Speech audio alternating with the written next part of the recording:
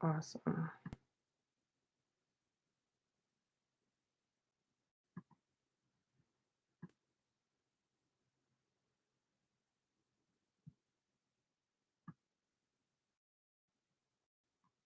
Uh-oh.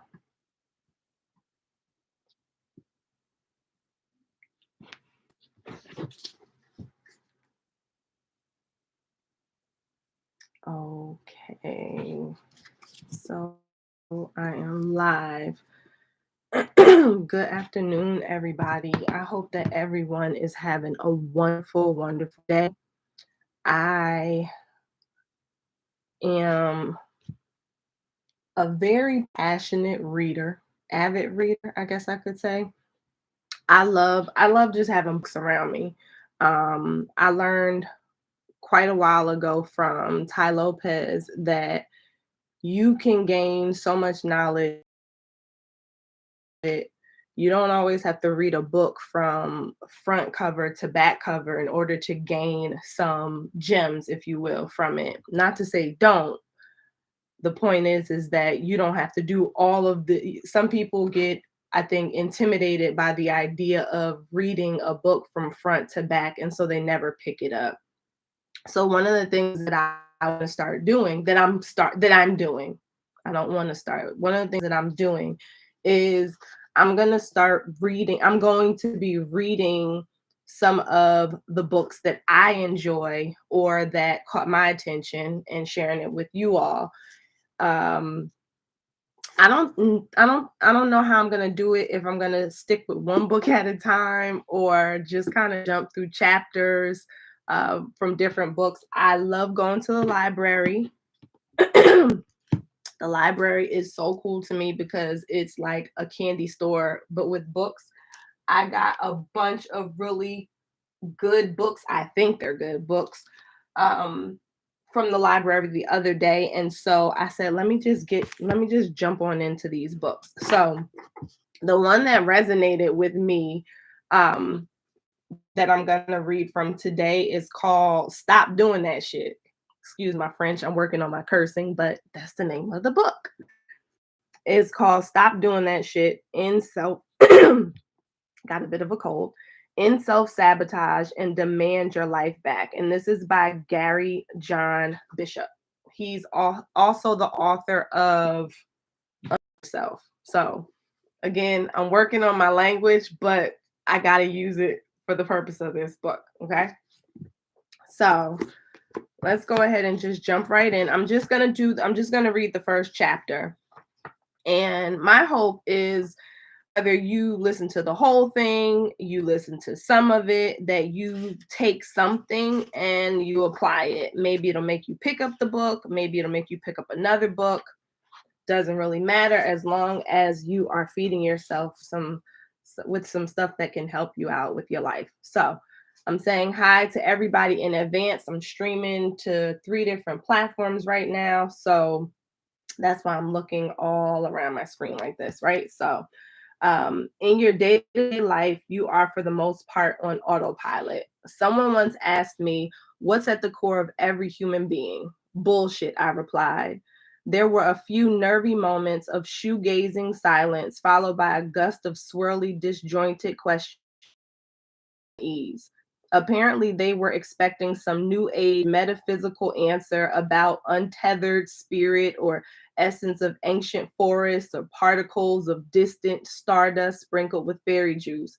But my response was and is unequivocal.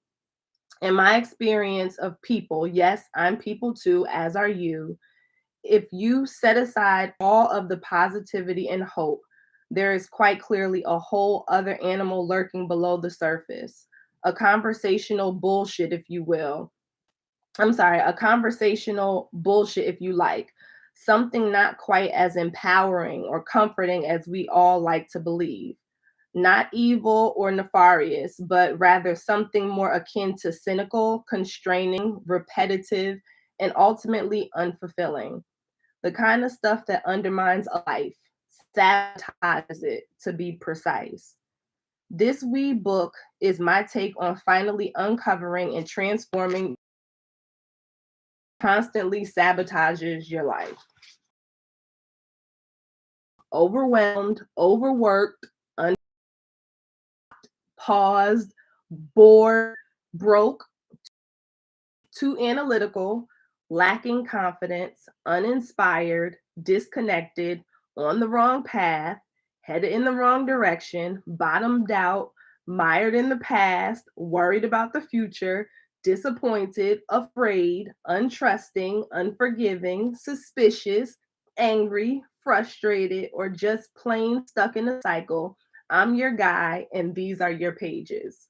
No, really, they're yours. Don't just read them, use them.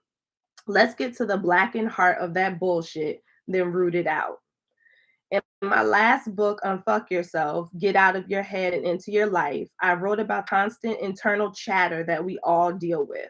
The noise of opinion, judgment, reasons, fears, and excuses that rattle around in our heads every moment of every day. Sometimes it's loud, sometimes it's quiet, but nonetheless, it's always there. Your self talk is the locker room of your life. I love that. Where everything is strategized and worked out, where your plans for yourself live and die. Most of these plans never see the light of day, especially the good stuff, the dreams. You kill them where they rise, in your head. People are little more than a living conversation, both internal and spoken, a dialogue in a body, a skin bag that talks, and it talks about everything. And the limit of that talk is the limit of that life, period. In short, you are what you talk about, or rather, you are the nature of what you talk about. If for you, life is too much, it really is too much. The confusion is that you think life is a certain way and you are just reporting on what you are seeing, but that's actually backward. The reality is you create your experience of life in your self talk and then act accordingly. And you're doing it all the time. You're never ever acting upon life itself.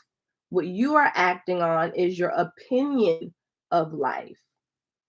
That's why it's such a different experience for each of us. Life just is. What you is up to you. Bear in mind, you'll have to live with your call, and you do. This isn't something new either. Philosophers such as Hans Georg Gadamer, Edmund Husserl, and Martin Heidegger, I don't know, I'm killing those names, explored the importance of language and how it molds our as lived experience of absolutely everything. Those feelings you have or lack thereof are constituted in your language. Your talk is your life, and we see it most glaringly in your regular little sachets into the world of self-sabotage. This may require a bit of radical thinking on your part, but in a very real sense, your emotions and your conversations are in a constant tangle with each other, swaying and swooping through life. As a society, we have become increasingly addicted to changing our emotions, to feel happier, more confident, more whatever, and all without addressing what is enlivening those states. It's not the sucky life you seemingly have, but your dialogue about your life that has you by the throat. And the vast majority of that dialogue is blissfully unnoticed and therefore unexplored by you. It's running in the background. This book takes the work we started in Unfuck Yourself to the next level. We're out to finally uncover your personal brand of self talk and discover why it remains the source of all that's currently shitty in your life. In the day to day living of our lives, we mostly just experience the moods and emotions of our internal chatter without doing the work to determine what it's really saying. So if you've ever wanted to know why you talk to yourself in the way you do, and more specifically, what it is that drives that talk, read on. Before you start to think I'm slipping into another positive thoughts cliche, let's get something clear. There's a reason simply changing your self talk to I'm good enough, or I'm smart enough, or I am loved, or I can do it to overcome the negative BS doesn't quite work for everyone. The problem with that approach is that it doesn't address the muck. You just can't be one way to overcome another way that you don't like. You can't short circuit the process. It's the emotional equivalent of sweeping the dead cockroaches under the rug before your friends arrive. Sure, it all looks good, but in your heart of hearts, you know the dead cockroaches are still there. It's like it's like that in our minds. When we sweep the negative emotion under our mental rug, deep down, we still know something else, something more akin to the truth. It's like lying to yourself, but you just don't believe the lie, a con game. We're using these pages under that rug to reveal those hidden emotional cockroaches and free you up to let you authentically be rather, wait, to let you authentically be rather than pretend to be. You can, of course, shift your emotional state by doing, a process I covered in my first book, but the common denominator in all of this is language. The way we work is that we can only ever be one way at a time. You can't be angry and loving simultaneously in a single moment. It's one or the other. You can't be forgiving, resentful, or indifferent and sad. At any moment in time, you're always being one way and only one way. Before we dive in, a few people commented that my last book didn't say much about me, so I'm rectifying that right here and now. I'm Scottish, full on accent with a penchant for kilts and crappy weather. I love empowering people.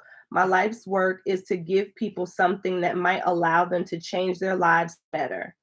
I don't do that by telling you you're awesome or that one day your ship will come in or that everything happens for a reason or any other kind of modern new agey shitik, I don't know what that is, that some people have come to adopt. I give it to you straight, right between the eyeballs. You are the problem and you are the solution. As a related aside, someone once told me I'm not everyone's cup of tea. Tea isn't everyone's cup of tea either, was my response. I love that. I'm also not arrogant enough to think I could solve a conundrum that has perplexed philosophers, scholars, scientists, and great minds as far back as we, or at least I, can trace. My single intention is to make a difference with one person. That's it. If you're reading this and focusing, okay. If you're reading this and focusing on how it applies to your spouse, your dad, your boss, your cousin, or your ex, you're completely missing the point for you and about you. That's it. So, what is this book? For starters, this book is a short, intense jolt to your way of thinking. I'm not out to give you all the answers here. Your answers will come from you. They always do. This is more like a catalyst, providing questions and ways of looking at things that will spark something in you and cause you to take on your life in a new way. Inspiration, motivation, passion, and whatever else you are looking for in your life is on you. That has been the case in the past, case in the present, and it will be the case in the future. A big part of living the life you want is taking ownership of your choice now and in the future. This book is more like a voyage of self discovery, of thinking about and uncovering and ultimately revealing your true nature. When you finally understand where you are coming from, you are giving yourself a greater shot at changing how your life will go. I approached, sorry. I approach this book from my own little brand of urban philosophy. I say philosophy because that's just what this is, a view, an angle on what it is to be alive, to be a human being, and attempt to make our way through the complexity, fear, and struggle to some sort of consistent happiness and success. I use the word urban because the greatest lessons of my life were learned in the black and white streets of my Glaswegian childhood, where the rules were simple and the consequences clinical. This is a model that I created. I looked at many different disciplines and approaches, studied a number of philosophers, took what made sense to me, and started to dig. I've used this model with my clients and found that when they put in the work, when they get down to that true driving nature of theirs, monumental change really is possible.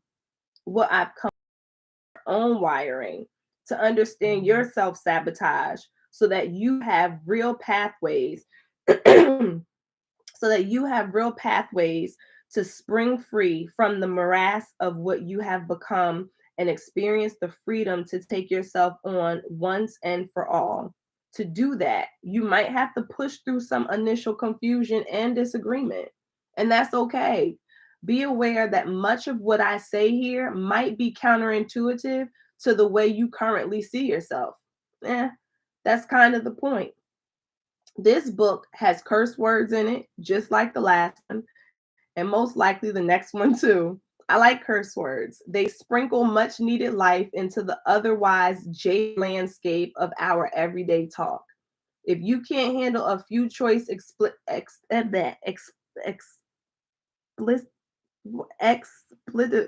I pronounce the word? Expletives, expletives. Yeah, expletives. Isn't that how you pronounce that word? I think so. In life, you don't got to be a perfect reader to read. Um, well, I was going to say put this book down, but to hell with you. You need what I'm about to say more than most. Buckle in and read on. Let my intention be clear. I'm out to give you knowledge, real, juicy, life changing knowledge that you can use to and think and think your way out of this cluster of confusion and self eating behavior you've gotten yourself into. When I say think, I'm not talking about the kind of gummy pondering, wondering, thoughting you do in the drift of your daily life while pumping gas or making your favorite banana bacon sandwich, really, but rather a deliberate and intentional engagement with an idea. Real thinking is what can happen when your existing paradigm, all the stuff you know, gets challenged and interrupted. This thinking thing is not easy. It's the kind of mental stretching required when you are quite literally forced to consider something else, something you hadn't considered or at best partially considered, and then do the work to connect it to your life. Thinking is an interruption. That's true. That's true. Real breakthroughs become available in your life when you interrupt yourself and your automatic responses to whatever life presents you with. The German philosopher Martin Heidegger once wrote, "The most thought provoking thing in our thought provoking time is that we are still not thinking." You don't think. There, I said it. I'm not attempting to make you choke on the next hearty quaff of that iced venti half calf sugar-free skinny cinnamon dolce soy latte that you're currently sucking down like a freshly emptied Dyson on full throttle. We spend very little time doing the actual thinking that will inspire new lives for ourselves. Scrolling through quotes on Instagram doesn't count as thinking. The thinking you do throughout this book will help you make sense of yourself. What you do with that, that's up to you. But I wouldn't advise just sitting there with it. You could, oh, I don't know, change your freaking life or something. But it's not a given. This is your life and it needs work. You could spend your time challenging what I'm proposing, or you could spend your time challenging yourself with what I'm proposing. Each will produce a different outcome. It's pretty damn obvious which one could lead you to change your life and which one will leave you spinning your wheel up. In your day to day life, you are, for the most part, on autopilot. It's why you miss the exit on your way to or from work, why you put on your pants, shoes, or jacket the same way every time, brush your teeth the way you do, and really just get life done automatically. You're not up on your toes, awake to your potential. You're not alive to what it is that truly lights you up or engaged with the kind of life changing stuff that will make this all worthwhile. What you think is awake is actually asleep. You might wake up near the end of this existence, but that will probably be far too late for you. Wake up to that at least. While you read this, there might be some occasions when you'll need to take a chain breaking leap from the anchor of what you currently believe. It's fine. You won't die. Dare yourself to jump. Here's a little pointer. From time to time, you might want to wake up to how you are engaging. Check in with how you're doing. I recommend breaking this process up into sections to give yourself time to percolate with what I'm proposing. Take notes, highlight what you need, and come up for the occasional gulp of air. We are dealing with your propensity for self sabotage, after all. We won't be frolicking through the abundant, joyous fields of your desires in these pages, more like wading our way through decades of your unwanted strife, lack of fulfillment, and constant sabotaging of all that is good in your life. This might not be comfortable for you. Some of you might find what seems like a lot of bad news in these pages. Oh well. There are no unicorns or states of euphoria, or hell, not even a particularly sympathetic ear. There's a time and a place for all that stuff. This is not the time or the place. That's all. However, I do have a promise for you. If you hang in there till the end, do the thinking, uncover your subconscious motivations, and apply the ideas and principles, you'll make more sense to yourself than you ever have, and you'll have what you need to finally demand your life back. It's possible to interrupt the cycle of self sabotage. Let's get to it, shall we? So that was chapter one. I want to keep going. That was chapter one. I, I hope that it resonated with you all. It certainly did for me. I've been on here for about 22 minutes, so I won't talk too long. But one of the reasons why I want to really dive into this book is because I am really big on challenging myself to beat myself out of myself, if that makes sense. And I believe that a big part of the hangups or